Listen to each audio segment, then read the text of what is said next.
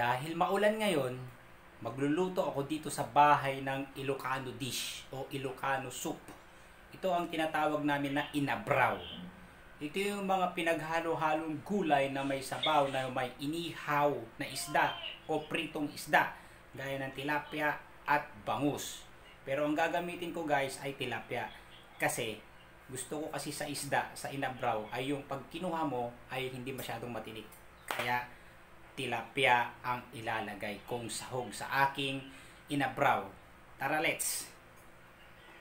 So ito yung mga ingredients na aking gagamitin. Syempre yung tilapia, ipiprito ko muna to. At syempre gagamit tayo ng bawang, kamatis, sibuyas at luya.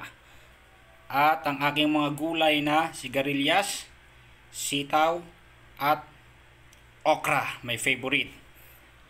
At ang mga gagamitin kong leaves ay saluyot, ayan, bok choy, at saka kamote leaves o sweet potato leaves.